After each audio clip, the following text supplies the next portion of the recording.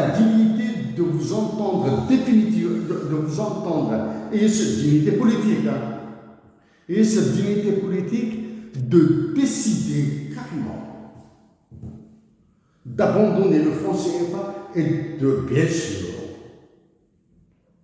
de geler toutes les exportations, pour les geler. Ça sera dur. Ça sera très dur.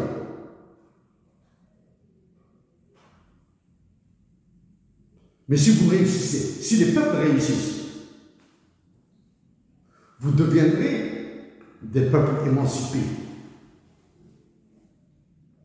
Vous allez faire trembler Emmanuel Macron et vous risquez d'annuler son troisième mandat. Vous allez faire trembler les États-Unis d'Amérique.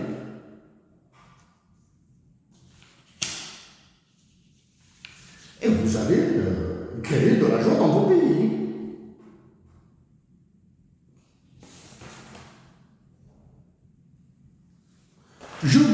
Maintenant, je vais vous fournir un autre argument politique. Surtout les dirigeants, tous les dirigeants de l'Algérie, du Mali, du Niger, du Burkina Faso, du Tchad et du Sénégal. Vous vous êtes débranchés là, vous êtes débranchés. Le Bénin, vous êtes complètement débranchés des sphères des enjeux internationaux. Des enjeux internationaux. Voici un document qui s'appelle G7 Italia 2024. Il est en anglais. Energy for growth in Africa. L'énergie pour la croissance en Afrique. Le voici.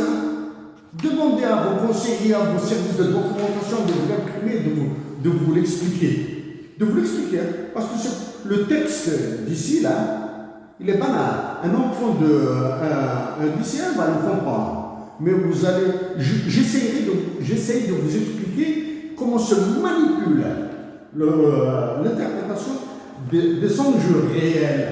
Pas de ce barata. Je vous dis la première phrase. Premier paragraphe. We, the representatives of Canada, the Republic of Congo, Côte d'Ivoire, Ethiopia, France, Germany, Italy, Japan, Kenya, Mozambique, Nigeria, South Africa, the United Kingdom, the United States of America, and the European Union recognize that universal access to affordable clean energy is a key factor for sustainable, resilient, and inclusive economic growth and social development as proclaimed by the 2030 Agenda for Sustainable Development and the African Union's Agenda 2063. It also contributes to meeting the climate goals of the Paris Agreement and to keeping a temperature limit of 1.5 Celsius within reach.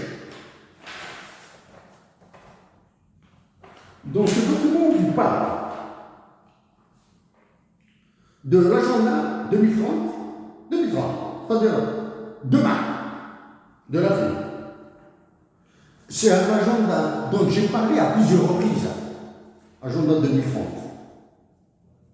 dans le cadre de l'Algérie. Agenda 2030, vous le savez, c'est impossible même de tracer des trottoirs pour le stationnement de vos voitures, des voitures des corrompus. Et vous travaillez sur l'agenda 2030, en plein boss. Plus l'agenda de l'Union africaine pour 2063. Alors que toute l'Afrique crève de faim, on parle de ça. Mais qu'est-ce qu'il y a dans ce premier paragraphe? C'est valable pour tout le reste. Tout ça, ils l'ont adossé à l'ONU. Vous êtes d'accord avec que l'Organisation des Nations Unies soutient ça? Non. C'est pour lui donner l'onction internationale.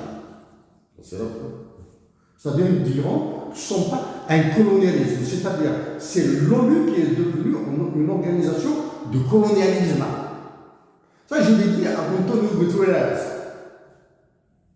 J'ai reçu de son département une réponse il y a 2 semaines, de cela.